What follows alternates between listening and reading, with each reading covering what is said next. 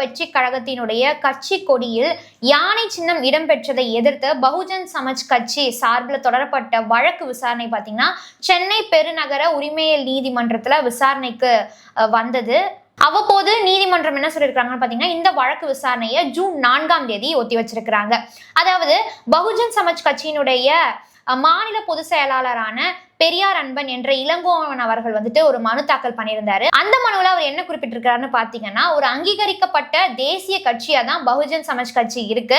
எங்களுக்கு, அதாவது எங்களுடைய கட்சியான பகுஜன் சமாஜ் கட்சிக்கு ஒதுக்கப்பட்ட சின்னமாகத்தான் யானை சின்னம் இருக்கு. இந்த சின்னத்தை வேறு எந்த ஒரு கட்சியும் பயன்படுத்தக்கூடாது. ஆனா தாவேகாவினுடைய தலைவர் விஜய் அவர்கள் பார்த்தீங்கன்னா, தாவேகா கட்சி கொடியில எங்களுடைய சின்னத்தை பயன்படுத்தியிருக்கிறாரு. இதை கண்டிப்பா ஏற்றுக்கொள்ள முடியாது. எனவே இந்த சின்னத்தை பயன்படுத்தக்கூடாது அப்படிங்கிற மாதிரி தடை விதிக்கணும் அப்படிங்கிற மாதிரி அந்த மனுவில் குறிப்பிட்டிருக்கிறாரு. ஏற்கனவே பார்த்தீங்கன்னா நீதிமன்றத்தில் இது தொடர்பாக வழக்கு போயிட்டு இருந்துச்சு. அதே மாதிரி நீதிமன்றம் என்ன சொல்லியிருந்தாங்கன்னா, தமிழக வெற்றி கழகத்தினுடைய தலைவர் விஜய் மற்றும் அந்த கட்சியினுடைய பொதுச் செயலாளர் புசி ஆனந்த் இதற்கு பதில் அளிக்கணும் அப்படிங்கிற மாதிரி உத்தரவிடப்பட்டிருந்தது. தற்போது இந்த வழக்கு விசாரணையை பார்த்தீங்கன்னா நீதிமன்றம் வருகின்ற ஜூன் 4ஆம் தேதிக்கு ஒத்தி வைத்துள்ளது.